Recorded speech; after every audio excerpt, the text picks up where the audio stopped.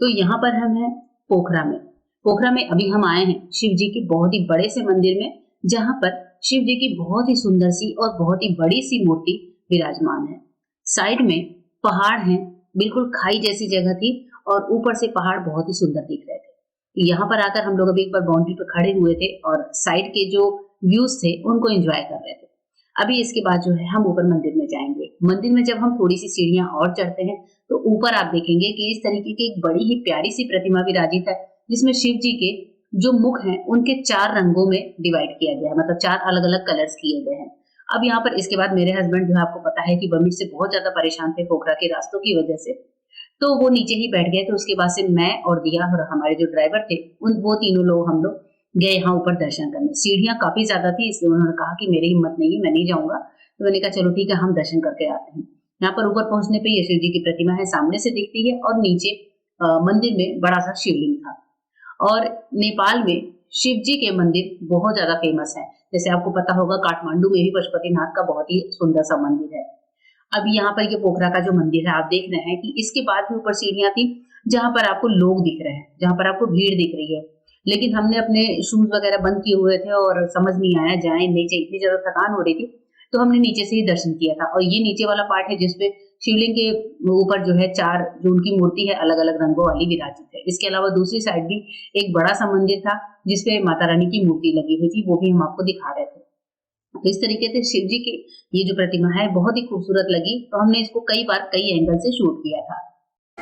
यहाँ हम लोग आए हैं ऊपर शिव जी के मंदिर में, जो अभी आपको मैंने दिखाई मूर्ति, बहुत बड़ी सी मूर्ति है जो कि ऊपर गुम्बद पे रखी हुई है। और अभी इधर दिखाती हूँ, खूब सुंदर शिवलिंग रखे हैं और पास का जो व्यू है वो भी बहुत अच्छा है। और दिया के पापा को वही मोशन सिकनेस की दिक्कत हो रही थी, तो वो नीचे ही रुक गए। मैं और दिया आ गए यहाँ पर घूमने, और बहुत ही खूबसूरत से शिवलिंग है नीचे। चलिए देखते हैं।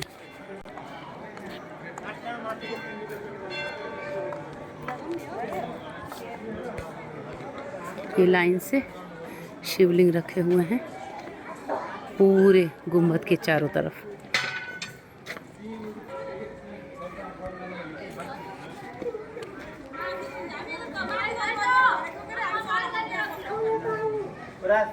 और ये बड़ा सा डमरू, शिव जी का डमरू यहाँ पर रखा हुआ है, और ये शिवलिंग चारों तरफ।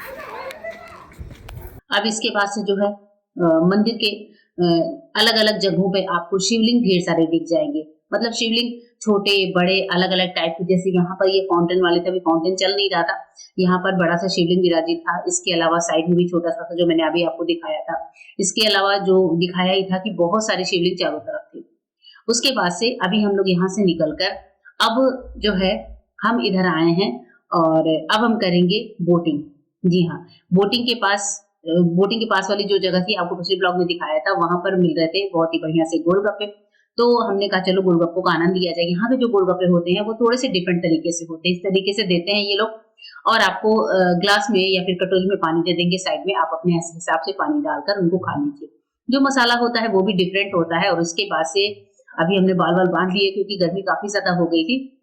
बीच में हमने कुछ खा लिया था, लंच वंच कर लिया था, और अब हम बढ़ रहे हैं उसी रास्ते पे जहां पर मैंने आपको दिखाया था कि रात में मेले जैसा माहौल होता है, जहाँ की बहुत ज्यादा लाइटिंग होती है। और बोटिंग हमने नहीं की थी, तो उस बोटिंग वाली जगह पर हम वापस आ गए थे और अभी हम बोट में बैठ गए थे। इस बोट का जो टोटल एक्सपेंस आया था वो 900 रुपए था। 900 रुपए में बोट हमें जो दूसरे किनारे पे माता का मंदिर था वहां ले जा रही थी, और 900 रुपए में हमारी फुल बुकिंग थी। उसमें मतलब कम से कम 5 से 6 लोग बैठ सकते थे। और जो बोट चलाने वाली लेडी थी, मतलब वो फीमेल थी।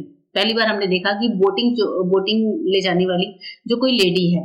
और उसके बाद से अभी हम बोटिंग से मंदिर के दूसरे साइड, जो मंदिर का दूसरा हिस्सा है, जो माता का पुराना मंदिर है, जहां पर शाम को आरती हो रही थी, तो ये माता का मंदिर दूसरे साइड का है, वहां पर हम पहुंचे हैं। और यहाँ पर भी ग्रीनरी काफी ज्यादा थी। और सबसे बड़ी बात, ये कबूतर, बहुत कबूतर थे, तोते भी थे, अलग अलग टाइप की चिड़िया भी थी, बहुत ज्यादा उड़ रही थी। तो ये मान्यता है यहाँ पर कि लोग लाते हैं, जो जिन चिड़ियों को पाले हुए होते हैं या फिर मन्नत होती है तो खरीदते हैं और लाकर यहाँ पर छोड़ देते हैं, जिस वजह से यहाँ पर कबूतर और अलग अलग टाइप की चिड़िया गौरैया बहुत सारी थी। तो यहाँ पर दाने वगैरह भी मिल रहे थे जिनको लोग खरीदते हैं और खिलाते हैं।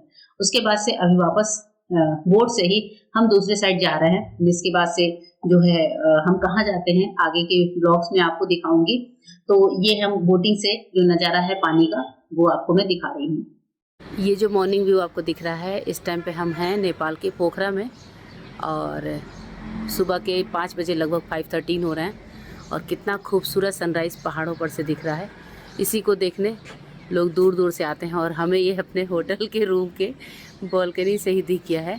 कल हम जा नहीं पाए थे इस सनराइज़ को देखने। आप देख सकते हैं कितना खूबसूरत है, बहुत ही खूबसूरत सनराइज़ दिख रहा है। अचानक मेरी नज़र पड़ी अभी बालकनी में, तो मैंने कहा आप लोगों को भी दिखाती हूँ।